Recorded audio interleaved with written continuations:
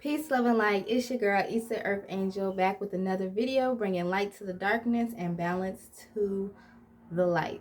So today I wanted to give a message on having patience in your God or your Creator, and having or enjoying the fruits of your labor, enjoying life, exactly, like the joys and the beauty that comes from enjoying life and also having patience in a higher power. So this topic means a lot to me because I'm one to have little patience for nothing. I want it whenever I want it now and perfectly done. However, it's miraculous how the Creator or how God works in your life and really gives you things in time when you supposed to have them. Not when you want them, but when you need them and when they're most important. So whenever they say divine timing, like there's a reason why they say divine, because it's the Creator's time. And whenever something comes into your life and whenever you're supposed to be presented with something, it's all happening in divine time. It's all happening for a reason and a purpose at that exact time. So there's no need to actually force your the Creator's hand or force your will or try to do stuff to push or rush a situation or rush a miracle or a blessing onto you, because what's for you will always be for you. And sometimes you have to distance yourself from certain people, places, and things, because they might be the reason why your blessing is being blocked, because your blessing is only for you. And if you're around certain people or energy vampires or things that aren't on your path, then it's just going to deter you. It's going to take away your blessing, or it's going to just put it on hold. But you have to have the patience and the faith and the trust that you're always going to get what is yours. And you just got to be able to see the signs. You just got to be able to discern and know when to cut people off and when to let go of those attachments or let go of any type of things that are pulling you down, because you're only supposed to go higher and higher. So a really good example that I was getting when I was thinking of having patience in the Creator. Whenever you have a cake, you make the cake, you make it, and you put it in the oven. You don't keep checking on it to go see if it's done yet. Like you can, like you check probably once or twice, but if you just keep open and keep wondering, like, when is my blessings gonna come? When is something that I ask, the things that I'm trying to manifest, when is it gonna be presented to my life? You're stopping the progress. And like the cake, you keep opening up that oven, your cake is gonna fall. The yeast is gonna fall. The cake is gonna be all disrupted. It's not gonna have its maximum time to cook, and it's just like the process is being stagnant and it's being stared away. When you can just have faith, have trust, leave it in that oven and let it cook, and then it'll be all good. And then you'll realize that it was the time that it had to cook. It was done in the right amount of time. You wasn't worried about it. It wasn't burnt. It wasn't undercooked, but just right, just in divine timing, just when it was supposed to be presented to you. So like I said, patience is key. No need to manipulate elements or manipulate your will to bring something into fruition more than it's overdue, or more than before it's time for it to even birth. Even with birth, have a certain amount of time. You could be like, I want to have this baby now, but when that time is right, only the Creator can determine when the time is right for you to actually push through that and have that miraculous blessing upon you, right? So I had the cake analogy, the the birthing analogy, and also enjoying life. So you're supposed to have those experiences. You're supposed to meet those certain people, connect with those bonds. That's what I've been doing, and I had so much type of freedom and so much peace and liberation because I was around certain people.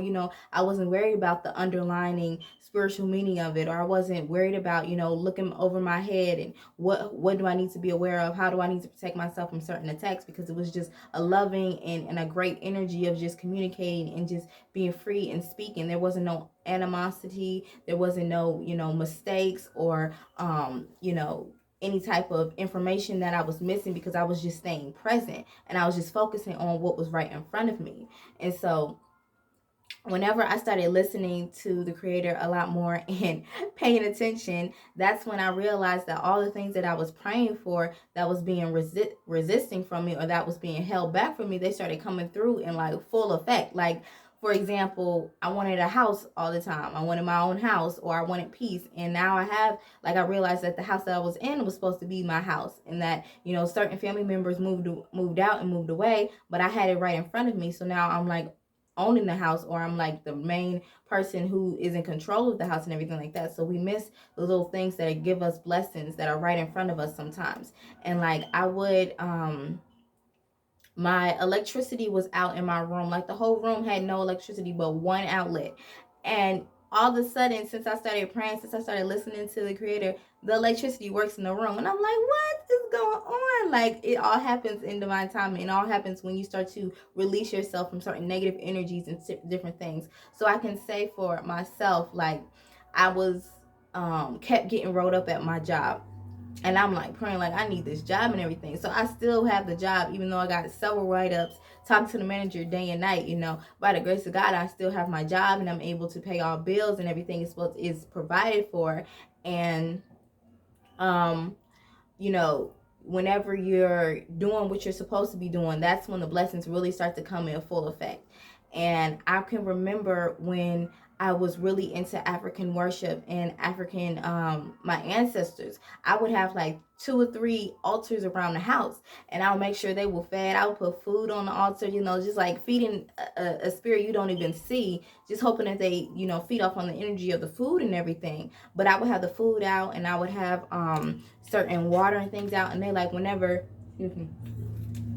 there's water going down in the cup and everything, that means they're drinking the water. But that could be precipitation. That could have been like just the room was hot and the water just dried up, so you never really know what spirit is attached to that altar, or if you're calling on your actual ancestors. But whenever and I'm not saying that's evil or anything, because everybody has their own path and their destiny. I'm just saying, like, what happened for me when I had those altars, I was given extra food. I was given extra, attention towards it. But when I had no food in the house, like, I'm like, isn't that energy supposed to be reciprocated? I was offering and giving, but not receiving anything in return. Bills wasn't being paid. I had quit my job so I could, focus on the spirituality of things, and, bills wasn't getting paid. I didn't have no food in the house and things like that. And so nothing was giving towards me for giving all my energy and my attention towards that. So every month I was spending like 300 to 400 on spiritual tools. And I would get crystals, statues, books, tarot cards. Like, I spent a whole lot. I had like 10 packs of tarot cards. Like, I still like ain't throw them out completely, because I'm thinking I could probably still sell them and get my money's worth back. But I don't want the energy that was on the tarot cards to be on anybody else. I just wanted to be like freed and cleansed. But still, I spent money on these spiritual tools, like instant gratification, just temporary fixes, and things like that, when I could have been putting that 300, that 400 away and saving it for something for myself. You give, but you never receive a lot when you're on the spiritual community. And I've learned that because I've done this for like 15 years. I've done metaphysicals, esoteric, spiritual. I've done the Africanism, the voodoo, the hoodoo, the all those things. But it's not a video of that. It's just listening to God. And when he's saying stop, or when he or she is saying stop, and when he's saying be patient and know that your blessings is coming, then have faith and know that you're going to be able to receive exactly what you're supposed to receive, exactly when you need to get it. Okay. And like I said, all those things were just lessons. And at the end of the day, lessons for you to actually know your path, lessons to actually know what's right and what's wrong, or what you should be doing. And so I don't hold any type of grudges, anything, because I never did. Like, I'm not the person to even hold grudges for long. Like, I can't even say that. Like, I would joke it off and everything, or I would have some type of anger towards it, but I'm just like, I'm gonna let it go. Continue to, pray for them. Continue to, just block them. I will block them up. Excuse me.